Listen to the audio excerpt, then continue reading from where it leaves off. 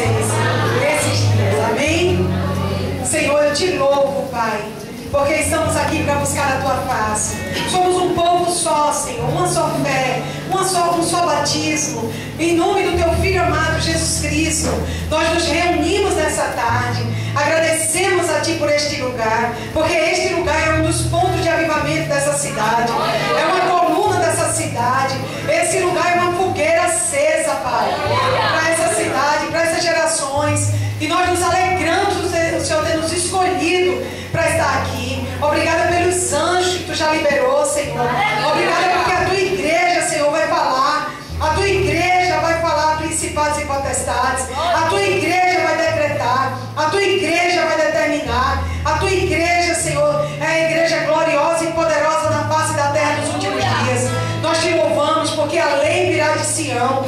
E nós temos provado e visto isso. Obrigada, Pai. Que cada um aqui se sinta cuidado, amado, protegido. Senhor, se ainda não aconteceu aquele start, se ainda não aconteceu algo que vai dividir as águas, que vai dividir os tempos, ó Deus, que tu possa estar liberando isso na vida de cada um. Ó Deus, em nome de Jesus, nós clamamos que ninguém saia daqui como entrou.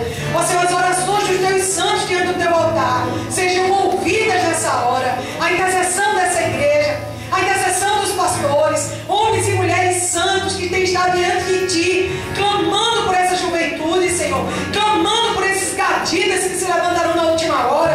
Senhor, que essas orações sejam avivadas nessa hora, que as orações estejam como brasas no teu altar, Senhor, e que essas brasas possam vir em nosso coração. Nós te agradecemos, nós te louvamos, porque sem ti nada poderia se fazer. Exaltamos a ti, o único Senhor, o único Deus, o Deus de Abraão, o Deus de Isaac, o Deus de Jacó, o nosso Deus. Esse é o Deus que nós exaltamos. Tu és o nosso Deus e exaltamos o teu nome, em nome do teu Filho Jesus Cristo. E a igreja diz amém. Aleluia. Vou pegar meu óculos, porque eu já não sou tão jovem assim como vocês, né? Questão de anos, né? Aleluia. Eu quero que, por favor, se você trouxe uma Bíblia, você abra em 1 Samuel 15. O pastor Lucas me pediu para falar um pouco sobre bodes ou ovelhas.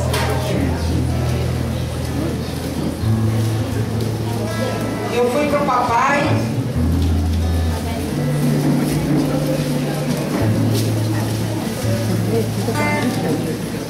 Obrigada, Senhor. Sejam agradáveis diante de mim as palavras dos meus lábios e o meditar do meu coração. Rocha minha, Senhor, faz da minha vida, Senhor, uma vida de massa. Obrigada pela tua vontade, Senhor. Aleluia.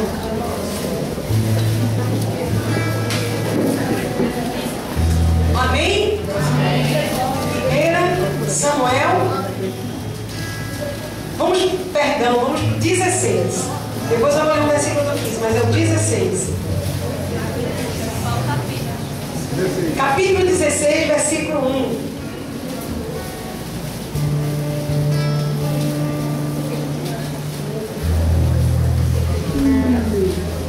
Amém? Misericórdia.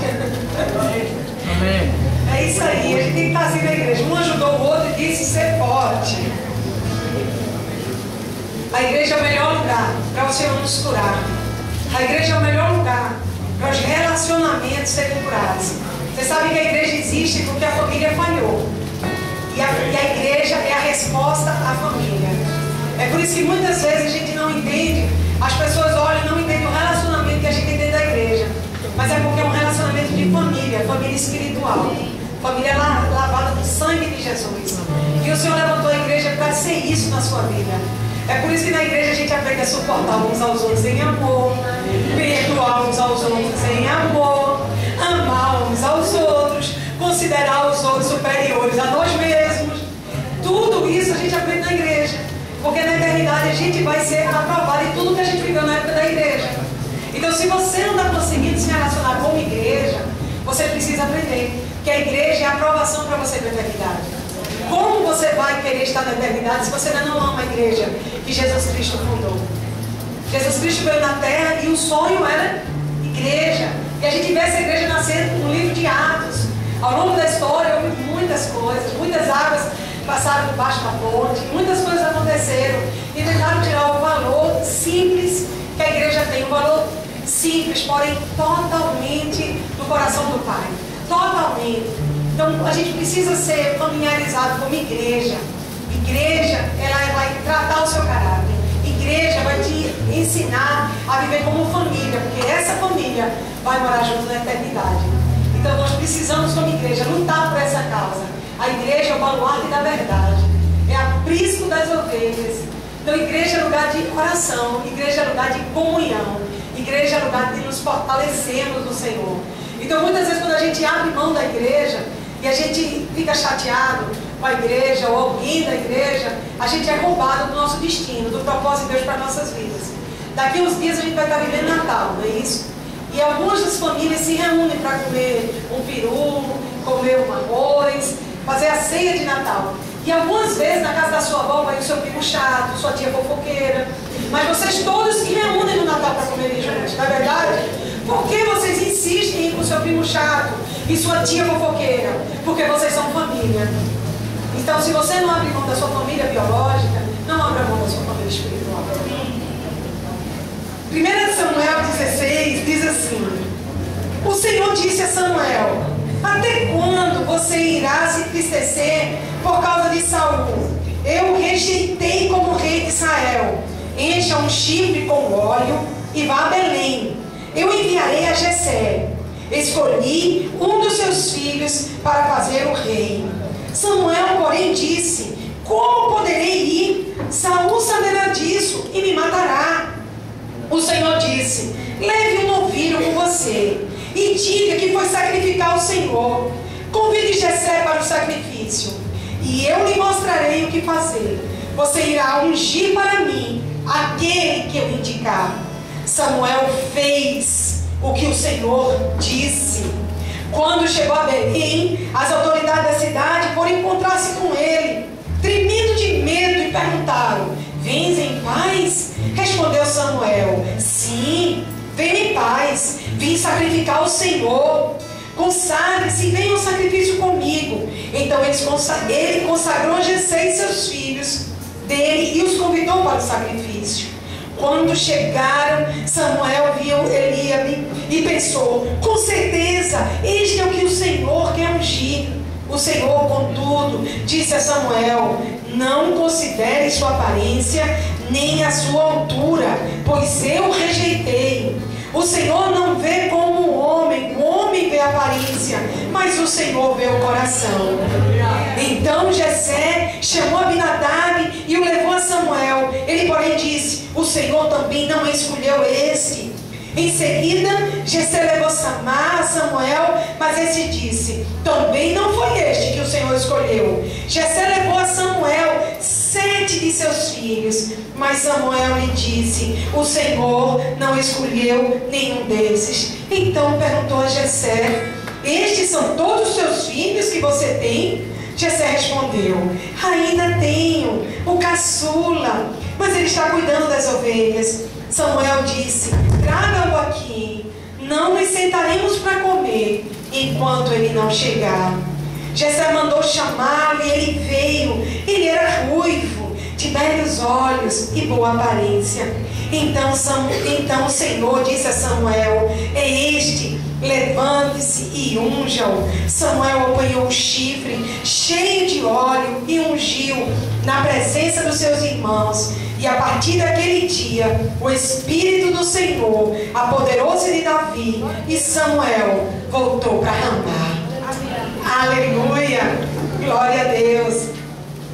A gente vê aqui o chamado do Senhor na vida de um homem, na vida de um escolhido. E a gente percebe que esse escolhido do Senhor nem sempre é o escolhido da mesa, nem sempre é o mais notado, nem sempre. A gente vê que Samuel estava tão imbuído da última unção que ele tinha proferido, porque a última pessoa que ele tinha ungido antes tinha sido Saul, não por escolha de Deus, mas por escolha dos homens. Os homens disseram: Samuel, os seus filhos não andam como você E nós queremos um rei, como as outras nações têm rei. Nós precisamos de um rei. O povo queria um rei. O povo queria um líder. O povo tinha vontade de alguém que trouxesse ordem. Só que eles não queriam segundo a ordem espiritual. Eles queriam segundo a ordem do mundo, segundo a ordem que reinava naquela época. Eles olharam para as outras nações, de alguma forma eles imitaram as outras nações. De alguma forma eles quiseram que as outras nações tinham, porque o Senhor mesmo queria levantar profetas para cuidar do povo. Mas o povo queria um governante. O povo queria ser igual às outras nações. E muitas vezes a igreja tem tentado servir ao Senhor andando de acordo com as outras nações, andando de acordo com os povos andam. Não levamos muito a sério Romanos 12. Não vos conformeis com esse século, mas transformai-vos pela renovação da vossa mente. Jesus disse: o meu reino não vai ser como o reino desse mundo, onde uns dominam sobre os outros. O meu reino é diferente. O Deus, desde o início, Ele queria falar cara a cara com seus filhos. Ele queria falar com o seu povo. Ele queria se entender com o seu povo. Ele queria se revelar. Ele quis se revelar a Abraão. Ele quis se revelar a Isaac. Ele quis se revelar a Jacó. Porque um Deus não é um Deus que se esconde. Deus é um Deus que se revela. Deus é um Deus que fala. Deus é um Deus que quer que a gente tenha experiências sobrenaturais com Ele. Deus quer que essa geração não tenha uma experiência sobrenatural no cinema, assistindo Amanhecer 2. Deus quer que a gente tenha uma experiência sobrenatural com Ele. Tem pessoas que só têm se arrepiado quando vê vampiro, né? Quando leva um chupão no pescoço. Mas Deus, Ele quer dar uma experiência a gente com Ele, sabe? E a gente se vê uma geração que está tendo experiências. Ai, a minha experiência foi no cinema. Eu estava lá assistindo Amanhecer. Aí o meu namorado grudou aqui, ó, sabe? E aí eu me arrepiei toda, porque a gente acaba imitando os outros povos. A gente acaba não sendo diferente, sabe? Eu vos separei, eu vos escolhi. Dentre todos os povos eu chamei um para dizer que era meu. Quando o Senhor sonhou com a gente, Ele ardeu em ciúme. Ele escolheu, Ele separou. Ele tirou você lá de trás das malhadas. Sabe essa coisa de marcar você, de escolher você, apesar de sua vida ser uma bagunça, da história da sua família ser uma porcaria, o seu nome não ser lá essas coisas, mas o Senhor olhou para você e te escolheu, né? Porque não fomos nós que nos escolhemos. Que coisa boa. Eu ficava tão preocupada no início do meu ministério, porque eu fazia: para onde vai dar isso? Aí um dia Deus falou comigo: mas quem disse que foi você que se escolheu? Eu que te escolhi. Aí eu: obrigada, Senhor, agora a responsabilidade é toda sua. Né? Tira um peso. Aí a responsabilidade sai dos meus ombros e foi pro dele, né? Você também. Ele te escolheu, sabe? Ele te separou. Ele te escolheu, Ele te marcou. A Bíblia diz que o Senhor, quando nos separou, Ele nos selou com o Espírito Santo da promessa, que é garantido que está por vir. Olha que coisa linda, gente. Eu trabalho com cartório, e quando eu estou lá e eu boto o selo, o papel pode ser uma porcaria. Depois do selo, o papel está valendo milhões. Sabe por quê? Por causa do selo de validade. Por causa do selo. O selo é fabricado pela MURI do Brasil. Mesma fábrica que faz o dinheiro, faz o selo dos cartórios. E quando se a gente coloca um selo, aquele selo está valendo dinheiro. Está valendo que aquele papel pode abrir porta, fechar porta, derrubar presidente. Pode fazer qualquer coisa um papel selado. Veja bem, o Senhor disse que Ele, quando te escolheu, Ele te selou com o Espírito Santo. Garantia que está por vir. Ele garantiu você, Ele selou você com o Espírito Santo da promessa. Você entende porque às vezes você quer pecar e dar errado? Você entende que às vezes você quer olhar para uma garota, sai com ela 2 vezes, leva H e volta para casa vista? Você entende que isso é chamado? Sabe, a última cara que você levou é porque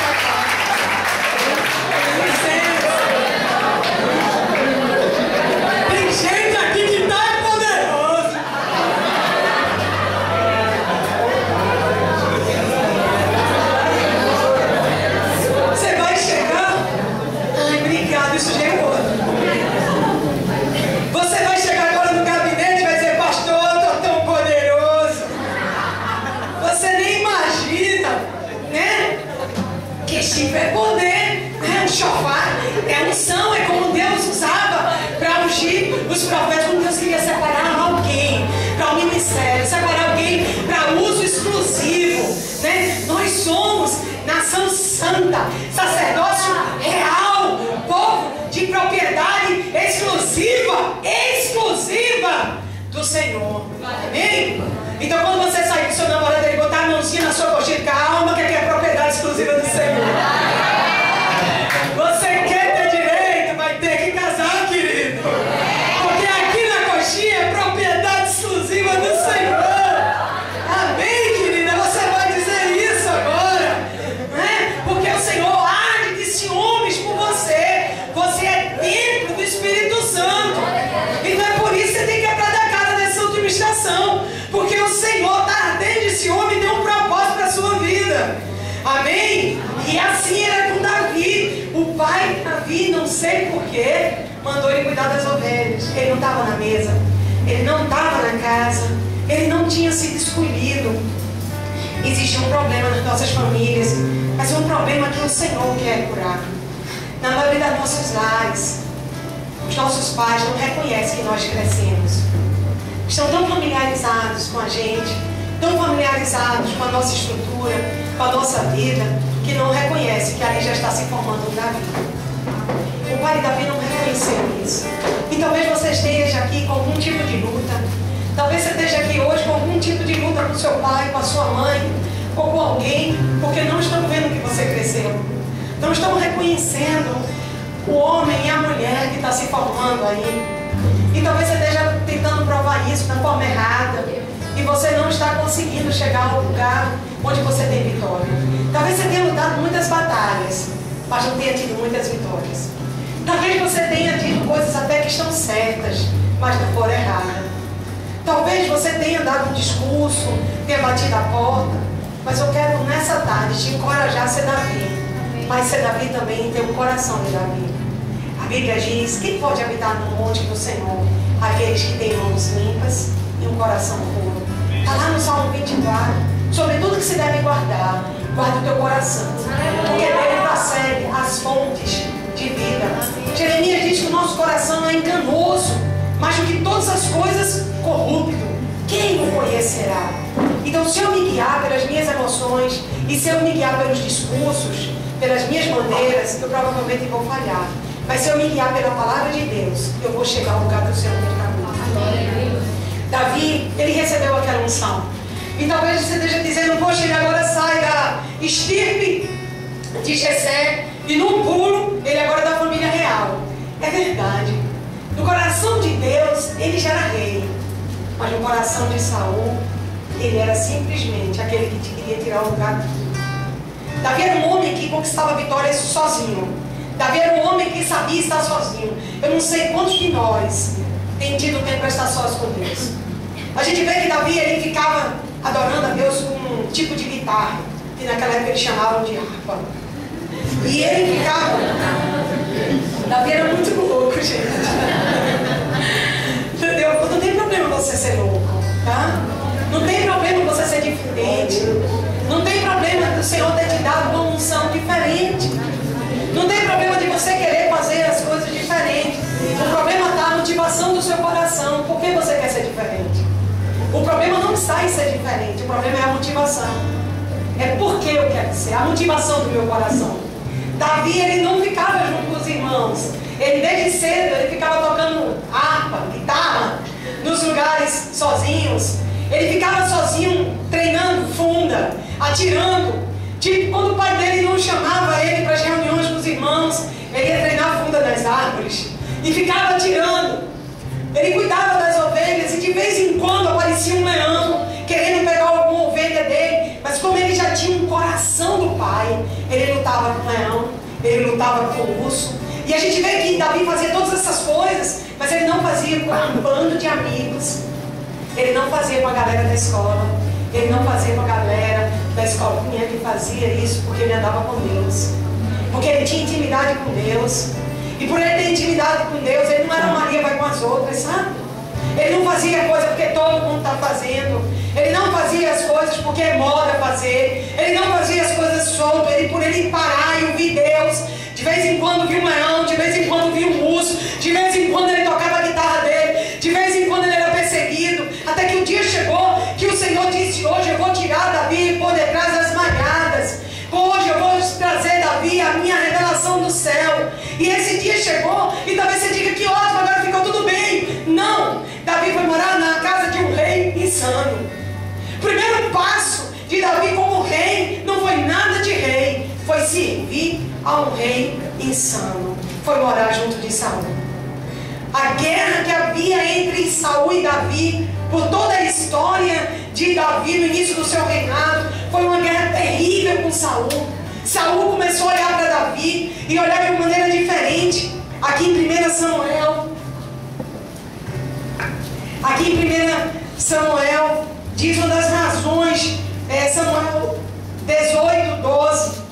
É só você virar a página, diz assim: Saul tinha medo de Davi, porque o Senhor o havia abandonado e agora estava com Davi. Uma das coisas que Deus não se agradou de Saul foi porque Saul tinha um coração voltado para fazer o que ele queria e não o que Deus queria. Saul era um homem que estava muito envolvido com suas emoções, estava muito envolvido com a sua vontade, estava muito envolvido com o seu nome, estava muito envolvido em fazer seu nome grande, estava muito envolvido em que ele saísse bem no Facebook e no Instagram. Saul era aquele cara, sabe, que o tempo todo ele fazia propaganda dele. O tempo todo Saul queria saber como as pessoas estavam achando que ele era. Ele tinha uma preocupação exacerbada com o que os outros diziam dele. Eu vou dizer uma coisa a você: se você tem chamado, você não pode ter preocupação com o que os outros dizem a seu respeito. Se você tem um chamado e isso é genuíno na sua vida, você vai ter que aprender a lidar com a rejeição. Você vai ter que aprender a lidar não com o que você quer fazer, mas com o que Deus quer fazer em você. Se você tem um chamado e esse chamado arde em você, as coisas do mundo vão acabar apagando um pouco em você. Porque não podemos amar a Deus e amar o mundo. Porque quem ama o mundo, o amor do Pai não está nele. Eu não estou dizendo que a gente não vai usar as coisas do mundo. Eu não estou dizendo que a gente não vai estar no mundo. Mas eu estou dizendo que as coisas do mundo não vão nos usar. Amém. Que elas não vão ocupar o primeiro lugar em nosso coração. Você vai saber estar nos lugares, vai saber estar nas coisas, vai saber usar as coisas, mas vai amar as pessoas. E não vai amar as coisas. E não vai viver para que o mundo espera de você. Eu sei que isso é difícil, mas quando Deus faz isso e marca isso na juventude, nós temos um Davi, nós temos um José, nós temos um Daniel e nós temos um Samuel para as futuras gerações. Nós, quando vemos que Deus marcou alguém assim, nós sabemos do que vai sair dali e que vai sair algo muito poderoso. Quando Saul olhou para Davi, porque o profeta já tinha dito a Saul: olha, Saul, você poupou aí o melhor dos amalequitas, e agora eu te digo o seguinte. E Saul, quando foi confrontado, ele disse: eu pequei, profeta, mas me honra diante do povo. Ele estava tão preocupado em sair bem na foto, que a preocupação dele era: olha, eu sei que eu sujei aqui, fiz fora do pinico, mas eu quero que você me honre diante do povo. Porque ele tinha um coração com motivações impuras. E Deus não permite que a gente ocupe a liderança e ocupe chamados com coração com motivações impuras por muito tempo. Você engana por algum tempo, mas não engana por todo o tempo. E aí, quando ele é confrontado, Deus diz para ele: olha, o Senhor não te quer mais no reinado, porque Ele tirou você desse lugar e colocou outro no teu lugar. Eu acredito que uma das maiores dores da nossa vida, uma dor sem fim, é saber um dia que o Senhor tirou algo que tinha nos dado para dar outro em nosso lugar. É você saber que você perdeu esse lugar no coração do Pai. É saber que você perdeu, porque você perde uma garota, você perde um garoto. Eu quero dizer a você, eu já tenho idade para te dizer isso: a vida dá voltas e Deus tem algo melhor reservado para você. Eu quero dizer a você que Deus tem uma reserva triunfante para as nossas vidas, para cada lugar de dor, para cada perda. Deus tem uma pérola escondida no secreto dele, para dar nos lugares da tua perda.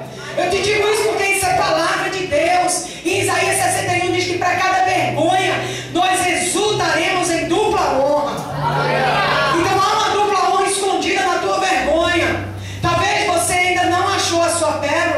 porque você não sabia que na sua vergonha tem a dupla honra escondida. Mas Deus tem uma dupla honra escondida. O reino de Deus é assim. No mundo, você passa vergonha e vai cada vez pior. No reino, não. A vergonha é para te lançar na dupla honra.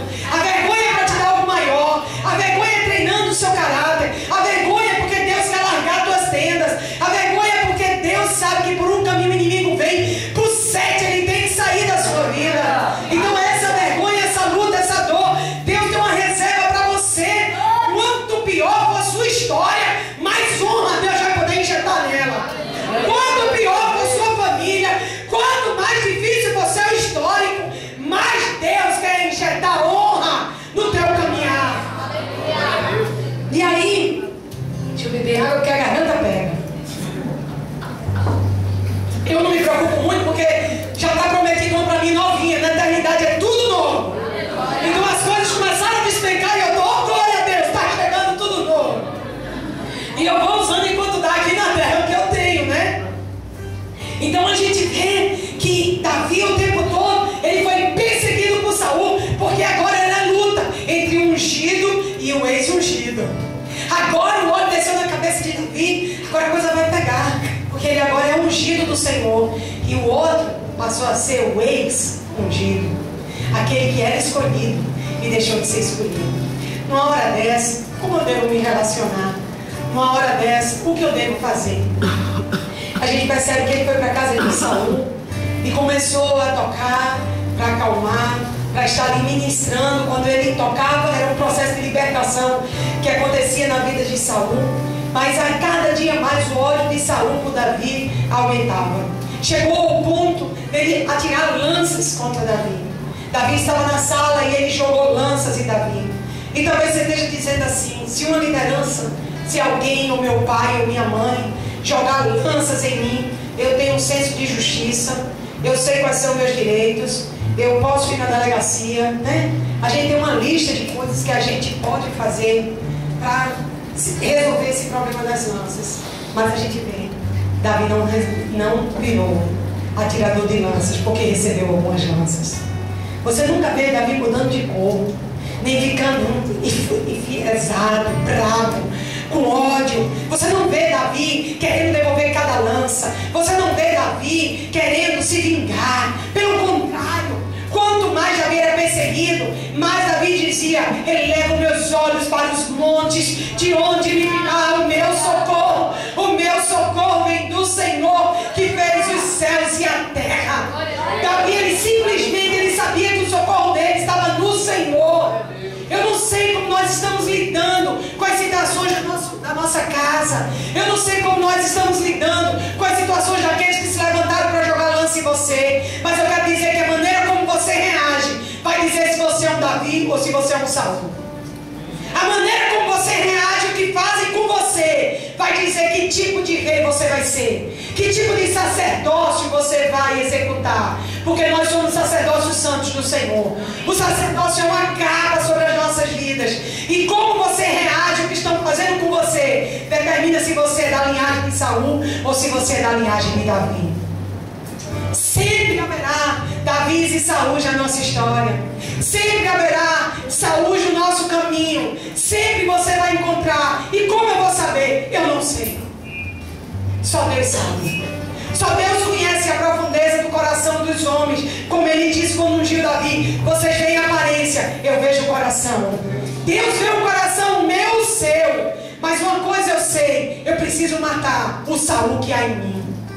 Eu preciso decidir definitivamente que tipo é você de homem, que tipo é você de mulher, se eu vou ser Saul ou se eu vou ser Davi. Ele não aguentou mais a pressão em determinado momento. Ele recebe a capa de Jonatas. Jonatas é aquele que chega e dá a capa. Jonatas é aquele que vem queimar a nossa identidade. Jonatas é aquele que reconhece o chamado de Deus em nossas vidas. Eu sei que Deus tem colocado muitos Jonatas nesse lugar. Jonatas, eles não estão dispostos a aparecer. E eles, a maioria das vezes, ele não aparece. Mas ele dá a carta para o Davi reinar. O Jonatas muitas vezes não vai ter seu nome em placas, não vai ter muitas percepções, mas ele é aquele que entra no seu caminho e te dá a capa para você ser Davi, para você fazer aquilo que Deus quer que você intercessões, nos gabinetes pastorais, nos lugares que muitas vezes a gente não lembra de agradecer, mas toda igreja é movida pelos Jonatas, que sabem que tem Davi para colocar na linha de frente. E nós sabemos que os Jonatas fazem diferença em nossas vidas. Às vezes você tem que chegar na vida de alguém, você talvez queira muito ser Davi o tempo todo, mas talvez você tenha que chegar na vida de alguém e dizer: olha, eu quero ser teu Jonatas. Eu quero ser teu Jonatas dessa estação. Nesse ciclo eu quero ser teu Jonatas. Eu quero desaparecer para que você apareça. Eu quero diminuir. Sabe, eu quero que você receba a unção do Pai. Eu quero pagar o preço para você chegar ao propósito que Deus tem para a sua vida. A gente pode ser Jonatas intercedendo. A gente pode ser Jonatas dando uma carona. A gente pode ser Jonatas financiando. A gente pode ser Jonatas apaziguando. E o Senhor quer levantar neste lugar. Ele quer levantar Davi, quer levantar Jonatas. Mas Ele quer matar o Saul. Ele quer matar o Saul que está em mim, matar o Saul que está em você. O Saul que não se submete. O Saul que não está disposto a ser circuncidado. A gente vê na Bíblia um pai que é pai. Ele vai lá e tira a carne do filho. Joga fora. Bebê bem novinho. Agora, graças a Deus, fiquem calmos que a gente não precisa mais circuncidar ninguém. Foi abolida a circuncisão, sabe por quê? Porque agora tem a circuncisão de coração. E se você não tem um líder que pode tirar a tua carne fora, você não é filho de ninguém. Se você não tem um líder que pode tirar a tua carnalidade fora, você é sem pai. A gente vê Paulo na igreja nova, a igreja que acaba de nascer, dá Paulo com o filho Timóteo. Dá Paulo com Timóteo debaixo do braço. Meu filho amado, meu filho amado. Para onde Paulo ia, Timóteo ia. Porque liderança é isso. Você nunca vai estar pronto para liderar se você não estiver pronto para ser liderado. O filho, ele encosta no pai. O filho, ele parece com o pai. O pai, quando pode ir, manda o filho, porque o filho é a cara do pai. Ele tem que se identificar com o pai. Ele tem que representar o pai. O pai, quando ele quis mudar uma história de reino na terra, ele mandou o filho dele, Jesus.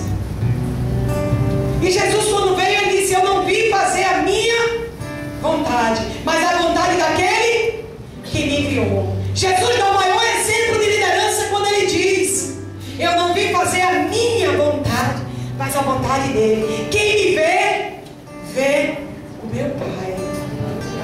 É por isso que o diabo odeia tanto você. Você é a cara do seu pai.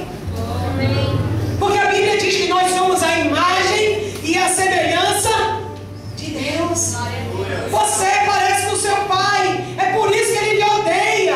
É por isso que ele quer que sua vida dê errado. E é por isso que quanto mais você se santifica, mais ele quer roubar a sua história. Mas o que acontece? Nós já temos a palavra de vitória liberada. E eles o venceram. Olha, quando o negócio está pegando, não deu saída. Olha, eu não sei como vai ser o final. Eu não sei como vai acontecer essa estação, mas uma coisa eu sei. Lá em Apocalipse 12 diz: e eles o venceram. Por causa do sangue do Cordeiro, por causa do seu testemunho, e porque não amaram a sua vida até a própria morte.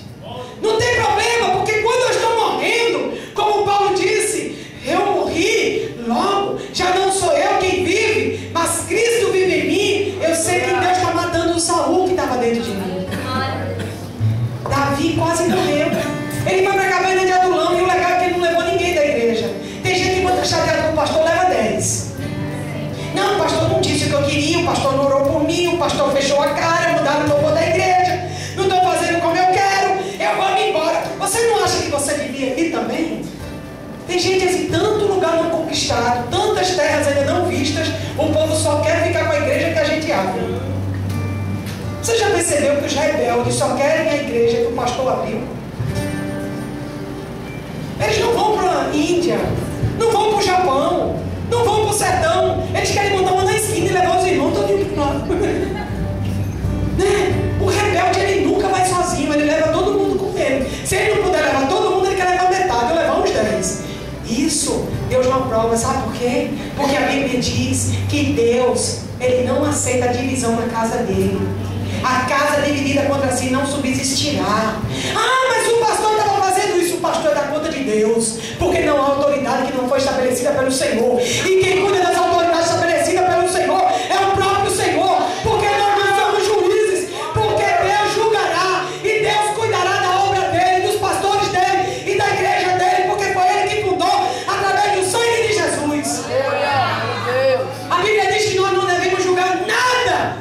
do tempo. Nada. Que coisa boa, você não precisa ser juiz. Só que tem crente que está emitindo mais sentença do que o juiz federal dentro da igreja. Tudo ele julga. Não, eu tenho que julgar. A Bíblia diz para a gente julgar as profecias a respeito da nossa vida, e não os pastores, não os irmãos, não os levitas, não os intercessores. Se nós julgássemos a nós mesmos, nós não seríamos julgados pelo mundo. Como nós perdemos tanto tempo julgando quem está à nossa volta, nós não temos tempo de nos julgar. E como não temos tido tempo de nos julgar, o Senhor está levantando situações do mundo para nos julgar. Se eu julgasse a mim mesma, eu não seria julgada pelos meus pais, eu não seria julgada pelo professor, eu não seria julgada pela namorada, seja lá o que for. Sabe por quê? Quando eu falhei em me julgar a mim mesma, Deus vai levantar pessoas para me julgar. Alguém vai ter que fazer o trabalho. Como eu não estou fazendo, Deus tem proposta na minha vida, Ele vai levantar alguém para fazer. Quando Paulo botou Timóteo debaixo do braço e disse: você é meu filho, tu vai rodar muito ainda com essa cama. Meu Deus. Você fica quieto. Né? Se eu fosse pastora, provavelmente eu ia ser traficante, porque eu sou imperativa. Deus sabe o que faz, eu talvez pagodeira, né? Então, o que acontece? Paulo botou Timóteo debaixo do braço. Esse é meu filho amado, não é? Pastor não faz isso? Marquinhos não faz isso com você? Quer dizer, faz mais comigo, mas faz um pouquinho com você. Eita, pô. Queima o ciúme aqui, Senhor. Queima o ciúme. Bota você debaixo do braço e diz: esse é meu filho amado, né? Você pensou que ia ficar nisso? Chegou, vem cá, Timóteo, baixa a cuecão aí. Gente, pode falar cuecão aqui. Eu chego a ficar assustada agora. Você me pega lá. E aí, o que aconteceu? Vem cá, Timóteo, você tem pai grego, né? Eu vou circuncidar você. Que isso, Paulo? Deixa ser hipócrita. Você disse que essa coisa de circuncisão é coisa do passado. Vem cá, Timóteo. Eu não estou circuncidando para você ser salvo, não. Eu estou circuncidando você para você ser meu filho e fluir no ministério que Deus tem contigo. Muitas vezes o Senhor está levantando alguém para circuncidar você e você fica fugindo. Eu quero dizer a você, pastor, eu quero dizer a você, liderança, se você circuncidou, ele ficou, ele é meu filho. Você gerou. Pai não é aquele que dá uma palavra profética para você. Pai não é aquele que te apresenta Jesus. Pai não é aquele que fica pensando na vida de papai, né? Tudo que você faz, ele nunca diz que você errou, só diz que você é bonito, né? Pai não é esse. Pai é quem te lança no destino. Pai é aquele que te bota como flecha polida. Isaías 49, flecha polida na mão do Senhor, na aljava do Senhor. O Pai te lança no chamado que Deus tem para a tua vida. E é por isso que Ele vai ter que tirar a carne que está atrapalhando o que o Senhor tem para ti. Olha, Deus leva tão a sério a paternidade. Deus leva tão a sério a paternidade que Moisés estava com 80 anos. Deus tinha investido 80 anos na vida de Moisés. Eita Deus, 80 anos trabalhando na vida de um homem para ser libertador, para ser um libertador, um legislador. Deus investiu em Moisés. Moisés, você vai ser um legislador. Moisés, você vai ser um libertador do meu povo. Chegou o dia que Deus chamou Moisés e disse: vem cá, Moisés, vou matar você. Eu vou matar você, Moisés. Que isso, Deus? O que é isso, Senhor? Você acordou hoje de meu amor? Senhor, você lembra de mim? Imagine Moisés louco lá. Vem cá, vou matar você, Moisés. Você não circuncidou seus filhos. Essa palavra vai para os pastores também. Se Deus te entregou um filho, circuncida ele. Tira a carne dele. Tira a carnalidade. Tira o que tem roubado a espiritualidade dele. Nós sabemos que a carne milita contra o espírito milita contra a carne, né? Há uma guerra declarada, carne contra o espírito. Quem vai vencer? Quem eu der mais comida, ué. Quem eu der mais comida? Se eu dou comida para a carne vence. Se eu dou comida para o espírito vence. O homem espiritual discerne todas as coisas e não é discernido por ninguém. O homem espiritual vê além. Por quê? Porque ele matou a carne. Ele vai matando a carne dia após dia, crucificando a carne na cruz. E Deus quase pegou Moisés de emenda e disse: eu vou tirar tudo de você agora. Ele rapidamente pegou, circuncidou os filhos. A mulher olhou para ele e fez: homem sanguinário. Ele disse: agora está provado. Agora você pode tirar meu povo. Agora você pode terminar o que eu comecei a fazer na sua vida. Agora você vai seguir o propósito para o qual eu te estabeleci. Enquanto Deus não tirar a nossa carnalidade, Ele não pode nos usar para o propósito que Ele tem. E Ele quer usar um pai para isso. Ele quer usar um pai na sua vida para fazer esse papel. Pai nem sempre é aquele que gerou você biologicamente. Quando João Batista estava para nascer, o pai dele chegou todo feliz. Zacarias da linhagem de Arão, né? O sacerdote da casa do Senhor. E aí ele disse: agora nasceu um filho e eu vou botar o nome dele. E a mulher dele chegou naquela época. A mulher não dizia muita coisa. Em compensação, agora ele está descontando tudo naquela época, né? Quando dão uma chance para a gente agradece, né? O Espírito desceu sobre toda a carne, aleluia, né? Na palavra do Senhor diz que em Joel, que nos últimos dias Deus derramaria o Espírito dele sobre toda a carne. Glória a Deus, é por isso que eu consegui chegar até aqui. Senão eu ia chegar na eternidade frustrada. E aí eu estou descontando que elas não falaram, né? E aí, quando a mulher dele, que falava pouco, disse: não, o menino não vai se chamar o nome do pai. O menino vai se chamar João.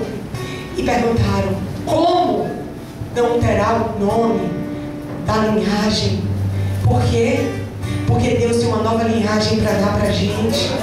Porque Deus está mudando a linhagem. E a Bíblia diz que João Batista foi levado ao deserto. E ele crescia. E o Senhor se apoderava dele. Porque ele estava no espírito e no poder de Elias. Deus disse: você vem do biológico, mas o que eu gero em você é do espírito. Vai vir de Elias. Se você não tem pai para liberar você no biológico, você tem um pai espiritual para liberar você para o seu destino.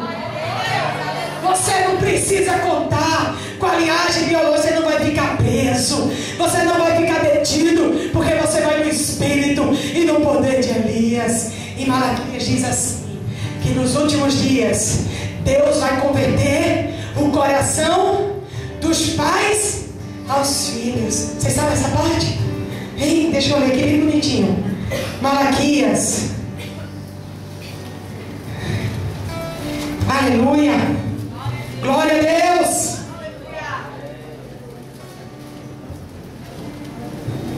Aqui Malaquias diz assim. Malaquias é o último livro antes do Novo Testamento. Houve aí um período de silêncio. E uma das últimas coisas que Deus disse, já era anunciando o que ia acontecer em Mateus, quando João Batista foi levantado. Diz assim: vejam, eu enviarei a vocês o profeta Elias. Deus estava dizendo que ia ressuscitar Elias aqui. Deus está dizendo que Elias ia reaparecer. Mas a gente sabe que Elias foi transladado, que Elias foi tomado por Deus, né? A gente sabe que o Senhor tomou Elias no carro de fogo. Você lembra quem estava embaixo e ficou com a unção de Elias? O filho biológico dele, não foi? O filho da carne. Foi um filho da carne? Foi um filho biológico? Não, foi um filho espiritual. Eliseu disse: se eu te ver quando você for, eu vou querer porção dobrada do que está em você. Você precisa colar em alguém e dizer: olha, eu vou colar em você, porque eu vou pegar a porção dobrada. Você precisa colar. Sabe quando o pastor Lucas sair aqui agora, você vai colar nele. Sabe? O pastor Marquinhos passar, você cola nele. Senhor, porção dobrada. Porção dobrada. Já pensou essa sala porção dobrada? Já pensou uma igreja porção dobrada? Já pensou a unção porção dobrada? Já pensou a unção de rotina porção dobrada em você? Ei! Porção dobrada! Olha, quando você for, se eu estiver por perto, eu quero porção dobrada. Você acha que Elias foi um pai fácil? No mínimo ele era bipolar. No mínimo Elias era bipolar. No mínimo, para não dizer coisas piores. Vivia preso em caverna, era estranho. Mandaram dele, ele mandou uma ursa pegar os meninos. Ele não era fácil. Não venha me dizer que esse é um pai fácil.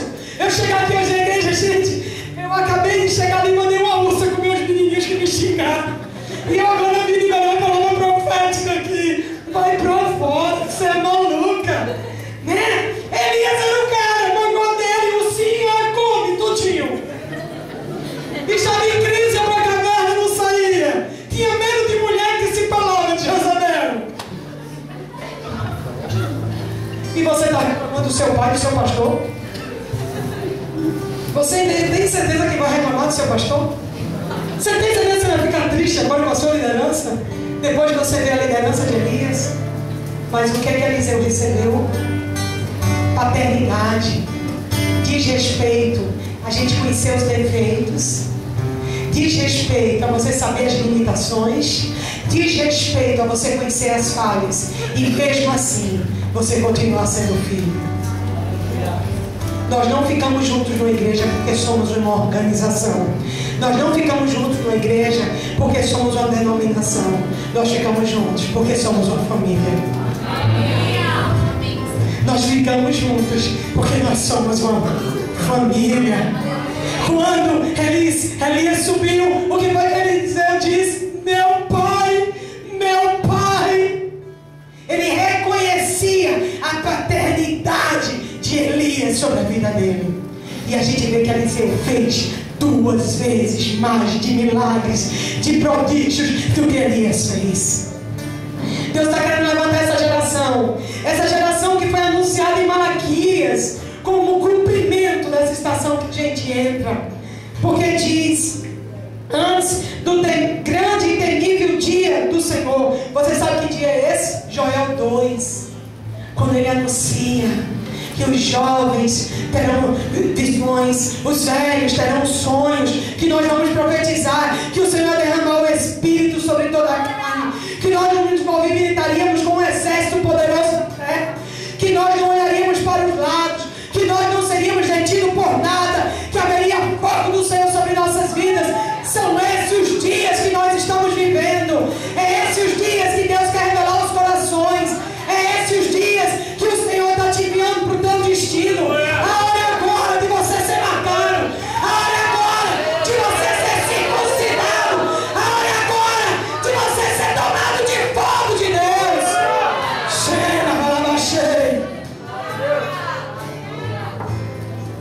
Querido, é como porta de aeroporto. Eu sou lá de Vitória, eu sou meio matuta, sabia?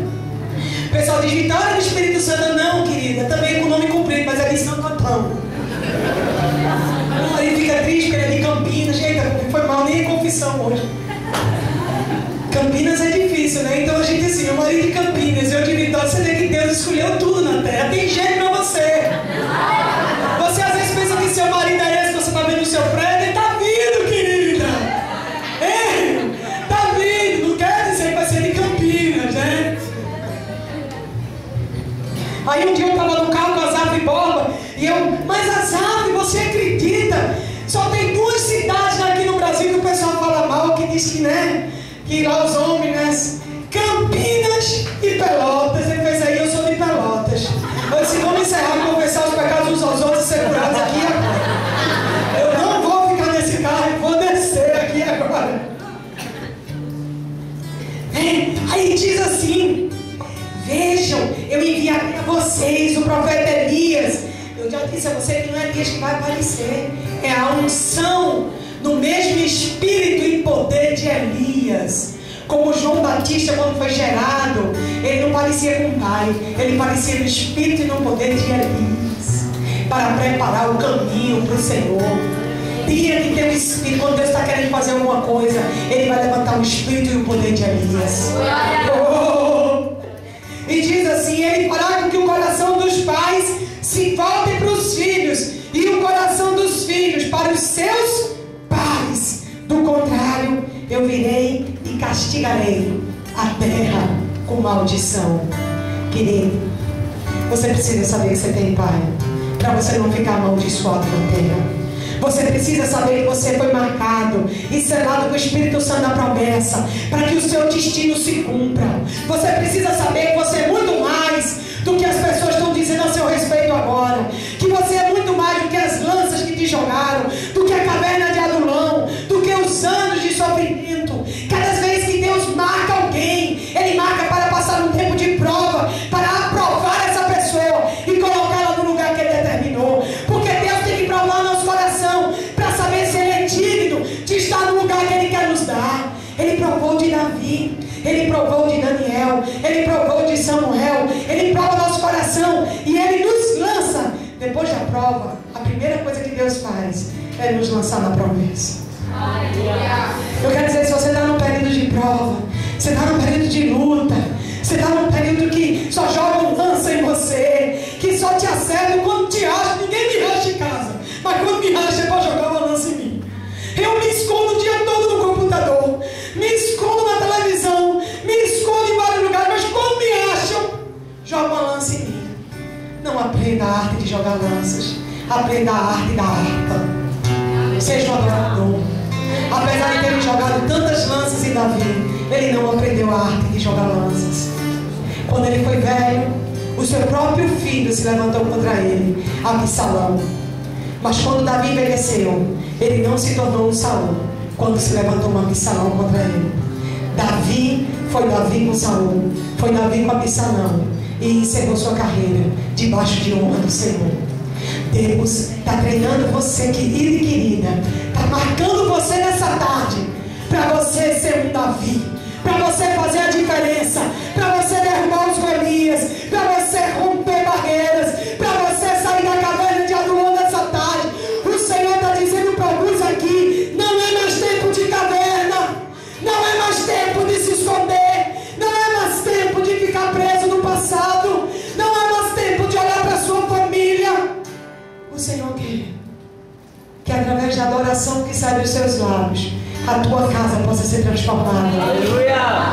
Quando Josué pegou um povo rebelde, quando Josué pegou um povo que estava vivendo o luto de Moisés, Josué disse uma coisa eu sei: eu e a minha casa, eu servirei ao Senhor. E quanto a vocês, eu não sei o que vocês vão ser, eu não sei se vocês vão ser murmuradores, eu não sei se vocês vão ser adoradores de bezerro de ouro, mas uma coisa eu sei: eu e a minha casa, nós serviremos ao Senhor.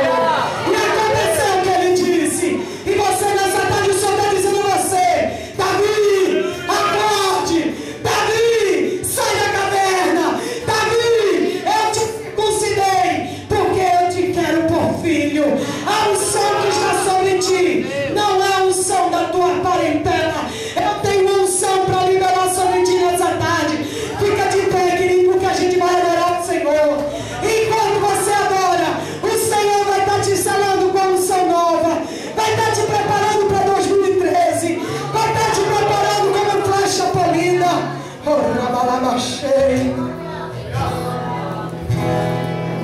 Deixa eu dizer só uma coisa para você que está aqui em Isaías 49.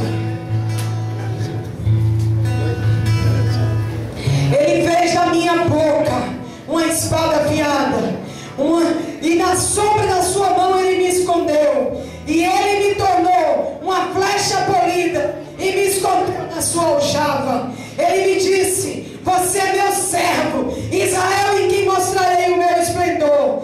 Mas eu disse: tenho me afadigado sem qualquer propósito, tenho gastado minha força em vão e para nada. Contudo, o que me é devido está nas mãos do Senhor, e a minha recompensa está com meu Deus. O Senhor te trouxe nessa tarde para te preparar para o novo. O Senhor te trouxe hoje para dizer que você é Davi, para dizer que você não é Saul. O Senhor está dizendo que a prova que você está passando é porque Ele está matando o Saul que estava em você. Ele está aniquilando.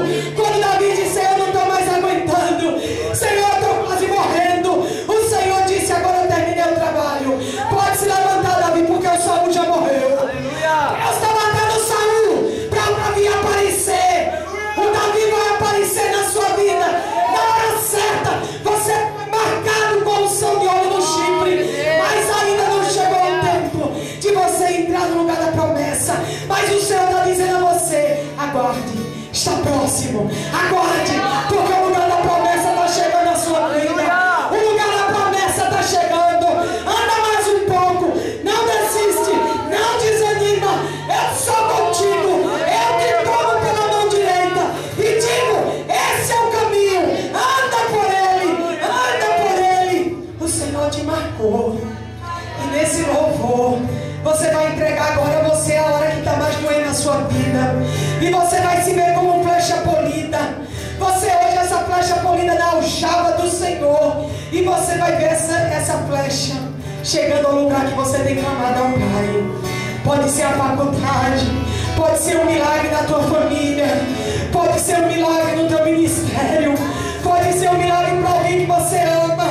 E você vai orar, e você vai buscar Ele como Davi buscava adorando, como Davi buscava. Davi não olhava a luta, Davi levava os olhos para os montes e dizia: o meu socorro vem do Senhor. Eu não nasci para ser tirador de lanças, eu nasci para ser adorador. Eu não nasci para me vingar, eu nasci para te adorar.